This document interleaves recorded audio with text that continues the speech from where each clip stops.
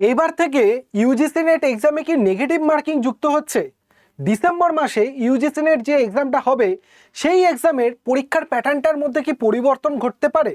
এই রকম অনেক প্রশ্ন অনেকের মধ্যে এখন ঘোরাফেরা করছে। তো আজকের এই ভিডিওতে মেন উদ্দেশ্য হলো আমি তোমাদেরকে বোঝাবো যে ইউজিসি নেটের পরীক্ষার প্যাটার্নটা ঠিক কীরকম থাকে, নেগেটিভ মার্কিং থাকার মানে থাকে কি থাকে না, থাকার চান্স থাকে কি থাকে না, সমস্ত বিষয়টা তোমাদেরকে আজকে আমি ক্লিয়ার করে দেবো। তাই বলবো যারা যারা ডিসেম্বরে নেট পরীক্ষা দিতে চলেছে, ইউজিসি নেট পরীক্ষা, তারা ভিডিওটা পুরোটা শেষ পর্যন্ত দেখো, কারণ এই ভিডিওর প্রত্যেকটা ইনফরমেশন আগামী ডিসেম্বরে ইউজিসি নেট পরীক্ষায় বসার আগে তোমাকে ভীষণভাবে হেল্প করবে তোমার প্রিপারেশন নেওয়ার জন্য। তো সবাইকে ওয়েলকাম জানাই আমার ইউটিউব চ্যানেল আড্ডা 24/7 বাংলার অফিসিয়াল ইউটিউব চ্যানেলে, যেখানে তোমরা ইউজিসি নেট এবং ডাব্লিউবি সেট রিলেটেড বিভিন্ন আপডেট টাইম টু টাইম পাবে। তার জন্য চ্যানেলটাকে সাবস্ক্রাইব করে বেল আইকন প্রেস করতে কেউ ভুলবে না। এবং এই চ্যানেলে কিন্তু নেট সেট রিলেটেড বিভিন্ন প্রিপারেশনও তুমি সম্পূর্ণ ফ্রিতে ইউটিউব চ্যানেলে পেয়ে যাবে। তার জন্য চ্যানেলের সাথে অবশ্যই কানেক্টেড থাকতে হবে।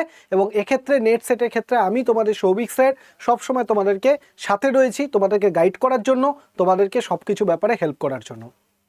দেখো, ইউজিসি নেট যে এক্সামটা হয়, তো ইউজিসি নেটের দুটো ভাগ আছে, যেটা অলরেডি আমি তোমাদেরকে বলেছিলাম। একটা হচ্ছে ইউজিসি নেট আর একটা হচ্ছে সিএসআইআর নেট। এই দুটো এক্সামের মধ্যে পার্থক্য কি? ইউজিসি নেটটা মেনলি হয় যারা হিউম্যানিটিস ব্যাকগ্রাউন্ডের, আর্টস কমার্সের ব্যাকগ্রাউন্ড, তাদের জন্য ইউজিসি নেট এক্সাম হয়। আর যারা সায়েন্স ব্যাকগ্রাউন্ড থাকে তাদের জন্য হয় সিএসআইআর নেট। ঠিক আছে? তাহলে ইউজিসি নেটে টোটাল কতগুলো সাবজেক্ট থাকে? 83+, 83টার বেশি সাবজেক্ট থাকে আর্টস এবং কমার্স মিলিয়ে। আবেদনকারীর সংখ্যা মোটামুটি 11 লক্ষ বা তার বেশি হয়ে থাকে। এবং জেআরএফ এর জন্য বয়স সীমা কত? 30 বছর পর্যন্ত জেআরএফ এর জন্য তুমি অ্যাপ্লাই করতে পারবে যদি জেনারেল ক্যাটাগরির ছেলে হও। যদি জেনারেল ক্যাটাগরি ফিমেল হও বা রিজার্ভ ক্যাটাগরি হও তখন এটা 5 বছর বেড়ে যায়। ঠিক আছে? আর যদি তুমি সিএসআইআর নেটটা দেখো, যেখানে 5টা মেন সাবজেক্ট থাকে, কি কি? বিজ্ঞান, chemical science, art science, life science, mathematical science আর ফিজিক্যাল সায়েন্স। টোটাল আবেদনকারী এখানে কত? 2.2 লক্ষ লোকজন আবেদন করে। জেআরএফ এর বয়স কত হচ্ছে? এখানে 28 বছর অবধি তুমি জেআরএফ এর জন্য অ্যাপ্লাই করতে পারবে। আর অ্যাসিস্ট্যান্ট প্রফেসর পদের জন্য কোনো বয়সের সীমারেখা নেই, দুটো জায়গাতেই নেই। তুমি যদি মনে করো শুধু নেটের জন্য অ্যাপ্লাই করবো অ্যাসিস্ট্যান্ট প্রফেসরের জন্য, তাহলে কোনো জায়গায় কোনো বয়সের সীমারেখা নেই, তুমি যে কোনো বয়সে দিতে পারো। কিন্তু যদি তুমি মনে করো জেআরএফ এর জন্য অ্যাপ্লাই করছে, তাহলে নেটের ক্ষেত্রে 30 বছর, ইউজিসি নেটের ক্ষেত্রে আর সিএসআই এর ক্ষেত্রে 28 বছর অবধি টাইম তুমি পাবে। ঠিক আছে? তাহলে বুঝতেই পারছো ইউজিসিতে সাবজেক্ট সংখ্যা বেশি কেন, কারণ এখানে আর্টস কমার্সের এতগুলো সাবজেক্ট থাকে, এখানে সায়েন্সের কয়েকটা সাবজেক্ট থাকে, সেই জন্য 5টা সাবজেক্ট এখানে দেখতে পাচ্ছ। এখানে যেহেতু সাবজেক্ট বেশি তাই কম্পিটিশনও বেশি, এখানে সাবজেক্ট কম তাই কম্পিটিশনও কিন্তু তুলনামূলকভাবে কম। দুটোই বছরে দুবার হয়, জুন মাস এবং ডিসেম্বর মাসে। এবং যদি তুমি দেখো, আমরা যেহেতু ইউজিসি নেটটাকে নিয়ে মেনলি আলোচনা করি, আমরা সিএসআইআরটা নয়, তাই ইউজিসি নেটের পরীক্ষার প্যাটার্নটাকে যদি আমরা একটু বুঝে নিই, ইউজিসি নেটের দুটো পেপার থাকে, পেপার 1 এবং পেপার 2। পেপার 1 মানে হচ্ছে যে পেপারটা হচ্ছে কমন পেপার। ঠিক আছে? যেটা যে কোনো সাবজেক্ট, তুমি হিস্ট্রি বলো, জিওগ্রাফি বলো, বাংলা বলো, ইংলিশ বলো, সংস্কৃত বলো, যে কোনো সাবজেক্টে তুমি পরীক্ষা দাও না কেন, একটা পেপার তোমাকে পড়তে হবে যেটা হচ্ছে কমন পেপার, যেটাকে আমরা পেপার 1 বলি, যেখানে টোটাল প্রশ্ন থাকে কতগুলো? 50টা। ঠিক আছে? 50টা প্রশ্ন, প্রতিটা প্রশ্ন 2 নম্বর করে থাকে, তার মানে হচ্ছে টোটাল 100 নম্বরের কোশ্চেন পেপার ওখানে থাকে। এবং টোটাল সিলেবাসে 10টা ইউনিট থাকে, যার মধ্যে টিচিং, রিসার্চ, অ্যাপটিটিউড এইরকম কিছু টপিক থাকে। আমি পরে ডিটেল তোমাদের বলছি যে কী কী সিলেবাসে থাকে। ঠিক আছে? পরামর্শ হচ্ছে প্রথম 60 মিনিট ব্যয় করুন। মানে ইউজিসি নেটের ক্ষেত্রে পেপার 1 আর পেপার 2 মিলিয়ে টোটাল কোশ্চেন থাকে তোমার কতগুলো? 150টা কোশ্চেন থাকে। পেপার 1 থাকে 50টা, পেপার 2 থাকে 100টা। এবার এই 100 + 50, 150টা কোশ্চেনের জন্য টোটাল 3 ঘন্টা টাইম থাকে। আলাদা করে কোনো টাইম বিভাজন করা থাকে না। তবে আমি সবাইকে সাজেশন দিই যে প্রথম পরীক্ষা শুরুর প্রথম 1 ঘন্টা বা 60 মিনিট পেপার 1টাকে করে নিলেই তোমাদের জন্য সেটা ভালো হবে। তাহলে মোট সময় থাকে কত ঘন্টা? 3 ঘন্টা টাইম। এবং কম্পিউটার বা অনলাইন মোডে কিন্তু পরীক্ষা হয়ে থাকে। ঠিক আছে? এবং পেপার 2 এর ক্ষেত্রে প্রশ্ন সংখ্যা কতগুলো? 100টা থাকে। মোট নম্বর 100, 2 নম্বর করে 200 নম্বর। বিষয়ের গভীরতা, এখানে শুধু সাবজেক্ট ভিত্তিক পরীক্ষায় কোশ্চেন আসে। এবং লাস্ট 2 ঘন্টা, পরীক্ষার লাস্ট 2 ঘন্টা মানে 120 মিনিট টাইম আমি বলি পেপার 2টাকে করার জন্য। এবার তোমাদেরকে আমি একটা কথা বলে রাখি যে এই পেপার 1 আর পেপার 2 এই দুটোকে ব্যালেন্স করে পড়াশোনা যদি তুমি করতে পারো, তবে গিয়ে কিন্তু তোমার নেটের এক্সাম কিন্তু ক্লিয়ার করার সম্ভাবনা বাড়বে। এবার এক্ষেত্রে তোমাদেরকে যে আমি বললাম যে 50টা কোশ্চেন 2 নম্বর করে 100টা, ওখানে 100টা কোশ্চেন 2 নম্বর করে 200টা, মেন প্রশ্ন আসে যে এইখানে কি 2 নম্বর যদি আমি কোনো একটা প্রশ্ন ভুল করে বসি তাহলে কি নেগেটিভ মার্কিং হওয়ার চান্স থাকে, মানে নাম্বার কি কমে যায়, এই ব্যাপারটাই তোমাদেরকে বলবো। তার আগে তোমাদেরকে বলে রাখি যে পেপার 1-এর আমাদের যে সমস্ত ইউনিট আছে, টোটাল 10টা ইউনিট আছে, সেই 10টা ইউনিটের মধ্যে কি কি, teaching aptitude, research aptitude, reading comprehension, communication, mathematics, logical reasoning, data interpretation, ICT, environment এবং হায়ার এডুকেশন, এইভাবে টোটাল 10টা ইউনিট রয়েছে। তার মধ্যে যদি তুমি দেখো এই রিডিং কম্প্রিহেনশন এবং ডেটা ইন্টারপ্রিটেশন, এখান থেকে 5টা 5টা প্লাস 5টা, এখান থেকেও 5টা আর এখান থেকেও 5টা, 5 5 10, 5 5 10, মানে হচ্ছে 10 × 2 20 নম্বরের প্রশ্ন কিন্তু পরীক্ষায় প্রতিবার আসবে। রিডিং কম্প্রিহেনশন মানে একটা প্যাসেজ দিয়ে দেবে, যেখান থেকে দেখে দেখে তোমার 5টা প্রশ্ন দিয়ে দেবে, উত্তর করতে হবে। আর ডেটা ইন্টারপ্রিটেশন মানে একটা টেবিল দিয়ে দেবে, সেই টেবিলের উপর ভিত্তি করে কিছু প্রশ্ন দিয়ে দেবে, তোমাকে সেই প্রশ্নগুলোকে সলভ করতে হবে। তো এই data interpretation are reading comprehension, এই দুটো জিনিস কিন্তু তোমার পরীক্ষায় আসবেই আসবে। তাই এই দুটো ইউনিটকে ভালো করে নিলে তোমার এখান থেকে 10টা মানে 20 নম্বর বা 10টা কোশ্চেন তোমার কিন্তু একদম শিওর শর্ট রাইট হয়ে যাবে, ঠিক আছে। তো সুতরাং তোমাকে যেটা আমি বলবো যে data interpretation are reading comprehension, এই দুটো জিনিসকে কিন্তু যতটা পারবে ম্যাক্সিমাম ভালো করে করার চেষ্টা করবে, কারণ এই দুটো টপিকই কিন্তু ভীষণভাবে ইম্পর্টেন্ট। এই দুটো টপিক থেকে কিন্তু প্রতিবার 10টা প্রশ্ন আসবেই, এমন নয় যে আসবে না, 10টা প্রশ্ন আসবেই। তাই এই দুটোকে তুমি যদি করে নিতে পারো, 10টা কোশ্চেন তোমার 100% শিওর শট রাইট যাবে। এবার বাকি টিচিং বলো, রিসার্চ বলো, কমিউনিকেশন বলো, এগুলো থেকে তুমি বাকি চ্যাপ্টারগুলো যেগুলো রয়েছে সেগুলো থেকে অল্প বিস্তর করে তোমাকে কিন্তু পড়তে হবে, কারণ টোটাল 50টা কোশ্চেনের মধ্যে মিনিমাম করে তোমাকে 35টা প্লাস কোশ্চেন মোটামুটি তোমাকে রাইট করতেই হবে। যদি তুমি মনে করো তুমি জেআরএফ চাও, 50টা কোশ্চেনের মধ্যে 35টা প্লাস কোশ্চেন তোমার রাইট করতে হবে। অনেকে ভাববে স্যার এটা কি পেতেই হবে, না, এরকম কোনো মানে নেই, তুমি 50-20টা কোশ্চেনও রাইট করতে পারো, সেক্ষেত্রে তোমার পেপার 2 এর ওপর চাপটা বাড়বে। মানে মোদ্দা কথা, পেপার 2-এর 100টা, পেপার 1-এর 50টা, টোটাল এই 150টা কোশ্চেনের উপর বেস করে তোমার কাট অফ তৈরি হবে। এই 150টা কোশ্চেনের মধ্যে মিনিমাম তোমাকে জেআরএফ পেতে গেলে 110-এর প্লাস কোশ্চেন তোমাকে রাইট করতে হবে। এবার 110 প্লাস কোশ্চেন যদি তুমি রাইট করতে চাও, তাহলে পেপার 1 আর পেপার 2 দুই জায়গাতেই ব্যালেন্স থাকলে ভালো হয়, নাহলে পেপার 1-এ যত কম নম্বর পাবে পেপার 2-তে তত প্রেশার তোমার বাড়তে থাকবে। এবার আসি তোমাদের মেন প্রশ্ন যেটা ছিল, সেটা হচ্ছে প্রতিটা প্রশ্ন কিরকম কি নাম্বার থাকে। তো তোমাদের বলেছি প্রতিটা প্রশ্ন তুমি যদি রাইট করো +2 করে পাবে। ধরো তুমি একটা প্রশ্ন রাইট করলে +2, আর একটা প্রশ্ন রাইট করলে আরও +2, মানে 4 নম্বর হয়ে গেল। কিন্তু যদি তুমি কোনো প্রশ্ন ভুল করো তাহলে সেক্ষেত্রে কোনো নেগেটিভ হবে না, শুধুমাত্র সেইটার জন্য 0 তুমি পাবে, মানে নেগেটিভ হচ্ছে না। ধরো 10টা প্রশ্নের মধ্যে তুমি 8টা কোশ্চেন ঠিক করলে, তাহলে 8 দুগুণে 16 নম্বরই তুমি পাবে। এরকম নয় যে তুমি দুটো প্রশ্ন ভুল করেছো বলে তোমার 16 থেকে নাম্বার কিছুটা মাইনাস হয়ে যাবে, তা কিন্তু নয়। এবং এক্ষেত্রে মাইনাস নেগেটিভ মার্কিং আসার চান্স যদি তুমি বলো, আমি বলবো এখন এই মুহূর্তে নেগেটিভ মার্কিংয়ের চান্স কিন্তু খুব কম। সিএসআইআর নেটটা যদি ধরে নাও, সিএসআইআর নেটে কিন্তু তোমরা যদি দেখো সেখানে নেগেটিভ মার্কিং রয়েছে, কিন্তু ইউজিসি নেটের ক্ষেত্রে কোনো নেগেটিভ মার্কিং নেই আপাতত, তার কোনো নোটিফিকেশনও নেই, কিছুই নেই। তো এইটুকুন ধরে চলতে পারো যে ইউজিসি নেটের ক্ষেত্রে নেগেটিভ মার্কিং থাকার সম্ভাবনা খুবই কম, মানে আসার সম্ভাবনা খুবই কম। সবচেয়ে বড় সুবিধা এখানে কোনো নেগেটিভ মার্কিং নেই, এটা কিন্তু একটা বড় সুযোগ। কেন? কারণ ধরো তুমি কোনো প্রশ্ন, ধরো দুটো প্রশ্ন, ধরো তুমি 10টার মধ্যে 8টা প্রশ্ন জানো, দুটো প্রশ্ন জানো না। এবার তুমি যদি নেগেটিভ মার্কিং হয় তুমি দুটো প্রশ্ন হাত লাগাবে না, কিন্তু যেহেতু নেগেটিভ মার্কিং নেই সেই জন্য তুমি দুটো প্রশ্ন কি করতে পারো, দুটো প্রশ্ন ট্রাই করে দেখতে পারো, হয়তো দুটোর মধ্যে একটা রাইট হয়েও যেতে পারে। কারণ ভুল হলে তো 0, তোমার নাম্বার তো কমবে না, তো সেই ক্ষেত্রে তুমি সেক্ষেত্রে টার্গেট করতেই পারো। সেই জন্য কিন্তু এটা একটা খুব পজিটিভ সাইন ইউজিসি নেটের ক্ষেত্রে। এবার তোমাদেরকে বলে রাখি যে ইউজিসি নেটের যে সিলেকশনটা সেটা কিভাবে হয়। অনেকেই মনে করে থাকে কি 40% নাম্বার যদি আমি পাই, বা কেউ যদি রিজার্ভ ক্যাটাগরিতে হয় সে যদি 35% নাম্বার পায় তাহলে হয়তো তার সিলেকশন হয়ে যাবে। মানে কেউ যদি মনে করে 150টা কোশ্চেনের মধ্যে সে যদি মনে করে 40% নাম্বার আমি পাচ্ছি, তার মানে আমার সিলেকশন হয়ে যাবে, একেবারেই নয়। 40% নাম্বারটা হচ্ছে তার মিনিমাম এলিজিবিলিটি নাম্বার। মানে ধরো টোটাল পরীক্ষা দিয়েছে 100 জন, তার মধ্যে হয়তো দেখা গেল 40 জন 40% নাম্বার পেয়েছে, তাহলে 40 জনের নাম টোটাল একটা লিস্টের মধ্যে আনা হবে, 40 জনের নাম একটা লিস্টের মধ্যে আনা হবে, 1 2 3 4 5 6 করে এরকম টোটাল 40 জনের নাম থাকবে। এবার এর মধ্যে যারা প্রথম 1 থেকে দেখা গেল 40 জনের মধ্যে টপ 6% যারা থাকবে 40 জনের মধ্যে, তাদেরকে কি করা হবে, তাদেরকে নেট সার্টিফিকেট দেওয়া হবে এবং প্রথম যে 1% থাকবে তাদেরকে জেআরএফ দেওয়া হবে। মানে এরকম নয় যে তুমি 40% পেয়ে গেলেই মানে তোমার সিলেকশন হয়ে গেল। 40% পেয়ে তুমি দেখা গেল সবার লাস্টে তোমার নাম রয়েছে, তার মানে তোমার কিন্তু কোনো কিছুই সিলেকশন হলো না। আবারও বলছি, 40% মানে তোমার নামটা ইনক্লুড হবে। এবার যার যত নাম্বার বেশি থাকবে সে তত মেরিট লিস্টে র্যাঙ্ক অনুযায়ী সামনের দিকে থাকবে এবং তার সিলেকশন হওয়ার চান্স কিন্তু বাড়বে। কারণ মনে রাখবে, অনলি 6%কেই কিন্তু নেট এবং অনলি 1%কেই জেআরএফ দেওয়া হবে। মানে প্রথম সিরিয়াল নাম্বার অনুযায়ী বা র্যাঙ্ক লিস্ট অনুযায়ী প্রথম 6%, প্রথম 1% জেআরএফ আর নেক্সট 6%কে নেট প্রোভাইড করা হবে। এই শুধু 40% পেয়ে গেলাম নেট ক্লিয়ার হয়ে যাবে তা কিন্তু নয়। তোমার নাম্বার যত বেশি থাকবে তোমার সিলেকশন হওয়ার চান্স কিন্তু তত বেশি বাড়বে। ঠিক আছে, এইবার তুমি যদি দেখো যে তোমার মোটামুটি নেট বা জেআরএফ ক্লিয়ার করতে গেলে কতগুলো করে নম্বর বা কতগুলো করে প্রশ্ন তোমার রাইট করলে সেটা ঠিক হবে।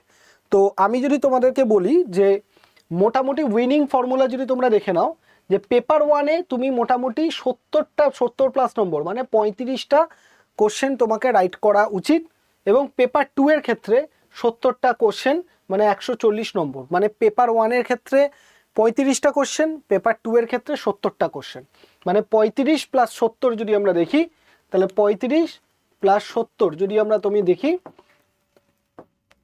তো সাথে পরে 8, 9, 10 মানে 110।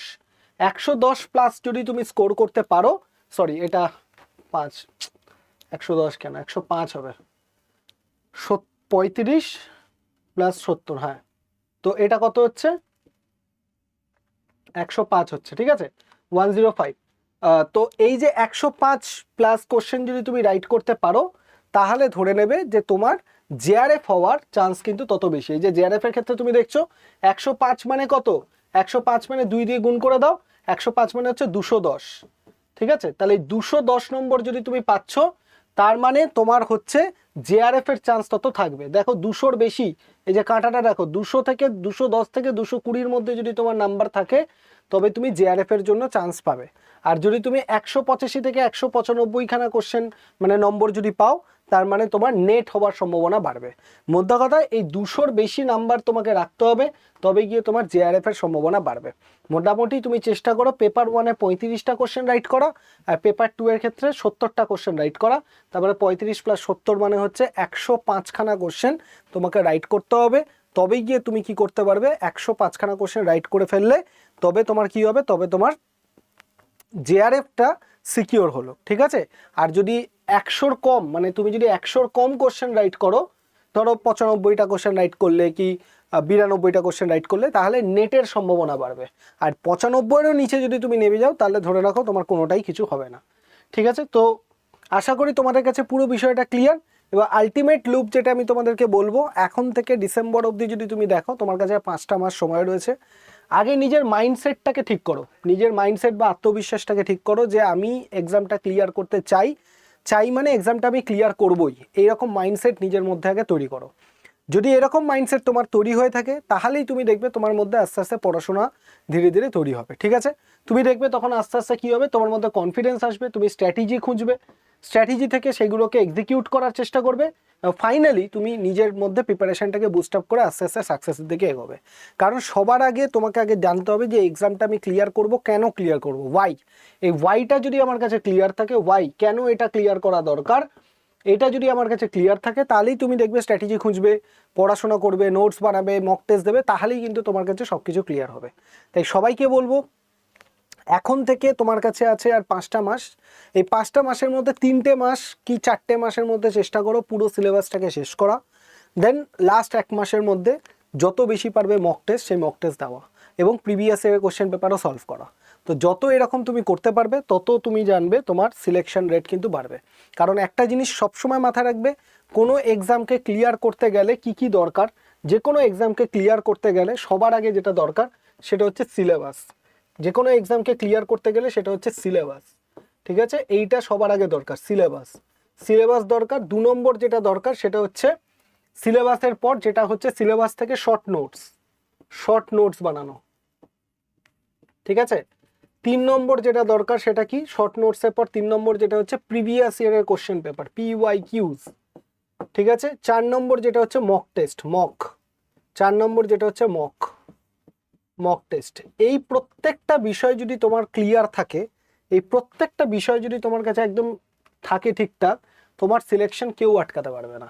এই প্রত্যেকটা বিষয় দিয়েই তুমি কিন্তু সিলেকশন তোমার হয়ে যেতে পারে, ঠিক আছে? এই প্রত্যেকটা বিষয় দিয়ে সিলেকশন তোমার হয়ে যেতে পারে।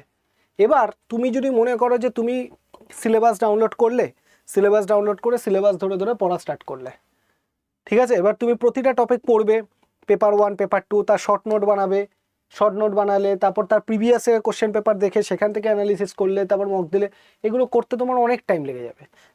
মোদ্দা কথা এই দুটো জায়গাতেই ম্যাক্সিমাম টাইমটা লাগবে, সিলেবাস শেষ করতে, শর্ট নোট বানাতে, বাকিগুলো তো পরের কথা। তো এরকম যদি কেউ থাকে যে তোমাকে পুরো সিলেবাস অনুযায়ী শর্ট নোট বানিয়ে দিচ্ছে, বুঝিয়ে দিচ্ছে, তোমার কাজ হচ্ছে শুধুমাত্র সেগুলোকে পড়ে নেওয়া, শর্ট নোটগুলোকে পড়ে নেওয়া, আর কোনো কাজ নেই। দেন তারপরে এই যে মক টেস্ট, এবার প্রিভিয়াস এর কোশ্চেন পেপার, তার জন্য আবার একটা আলাদা বই কেনো, মক টেস্টের জন্য আবার একটা আলাদা বই কেনো। তখন তাহলে কি হলো, এইখানে একটা বই কিনলে, তাকে আবার রেডি করলে, সেখানে সময় নষ্ট, পয়সা খরচা। এখানে প্রিভিয়াস এর কোশ্চেন পেপারে বই কিনলে, মক টেস্টে বই কিনলে, সেখানে পয়সা খরচা প্লাস সময় নষ্ট, সব কিছু যাচ্ছে। তো তুমি এই সব কিছু যদি একটা ব্যাচের মধ্যে পাও, যেখানে তুমি শর্ট নোট পাচ্ছ, সিলেবাস শেষ করা হচ্ছে, মক টেস্ট হচ্ছে, প্রিভিয়াস ইয়ারের পেপার হচ্ছে, এভরিথিং তুমি পাচ্ছ, তাহলে তুমি কেন নেবে না? এবং সেটাও যেটা নেওয়া হচ্ছে সেটা হয়তো তোমার 2-3টে বইয়ের দামের থেকেও কম দামে, ঠিক আছে? তো এবং সবথেকে গুরুত্বপূর্ণ, আমি একটা ইবুক এই ব্যাচে প্রোভাইড করেছি, ইবুক, যেখানে প্রায় 1000-এরও ওপরে এমসিকিউ আছে এবং তার সলিউশন আছে। তো তোমরা যদি মনে করো যে সেই ইবুকটাও দরকার, সেটা দিয়েও প্র্যাকটিস করতে পারো। ওটা আমি ফ্রি প্রোভাইড করেছি তোমাদের, ঠিক আছে? এই ব্যাচের মধ্যে দুটো ব্যাচে ইনক্লুড করা আছে। তো তোমরা পেপার 1-এর ব্যাচটা তাহলে নিতে পারো, যদি তোমাদের সাবজেক্ট অন্য কিছু হয়, পেপার 1-এর ব্যাচটা তোমাদের কাজে লেগে যাবে। আর যদি তোমরা মনে করো তোমাদের সাবজেক্ট জিওগ্রাফি, তাহলে জিওগ্রাফি প্লাস পেপার 1-এর ব্যাচটা তোমরা নিতে পারো, যেটা অলরেডি শুরু হয়ে গেছে আগস্টের 1 তারিখ থেকে। এখানে লাইভ প্লাস রেকর্ডেড সমস্ত ক্লাস তুমি পাবে, লাইভও পাবে, রেকর্ডেডও পাবে। জিওগ্রাফি লাইভ পাবে, পেপার 1 রেকর্ডেড পাবে, পিডিএফ মেটেরিয়াল যা যা দরকার সব কিছু, তোমাকে আর একটা বইও কিনতে হবে না, ঠিক আছে? এভরিথিং তুমি পেয়ে যাবে। এবার এই ব্যাচের মধ্যে অ্যাডমিশন যদি তোমাকে নিতে হয়, কী করে অ্যাডমিশনটা তুমি নিতে পারবে? সবার আগে আমাদের আড্ডা 24/7 অ্যাপটাকে ইনস্টল করো। কী করে করবে? এই ভিডিওর ডেসক্রিপশন বক্সে চলে যাও, লিঙ্ক পেয়ে যাবে, সেখান থেকে ইনস্টল করতে পারো। বা তুমি কি করতে পারো, প্লে স্টোরে গিয়ে আড্ডা 24/7 লিখলে সেখান থেকে ইনস্টল করে নেবে, ঠিক আছে? বা কিউআর কোড থেকে ইনস্টল করতে পারো। এখানে আমাদের ডেইলি কুইজ থেকে শুরু করে মক টেস্ট, প্রিভিয়াস এর কোশ্চেন পেপার, এভরিথিং এই ব্যাচের মধ্যে পাবে, মানে এই অ্যাপের মধ্যে।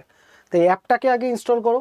অ্যাপটা ইনস্টল করার পর দেখবে তোমার নাম, ফোন নাম্বার এগুলো চাইবে, ওটিপি চাইবে, সেগুলো দিয়ে দেবে। দেওয়ার পর দেখবে সিলেক্ট ইউর এক্সাম বলে একটা অপশন আসবে।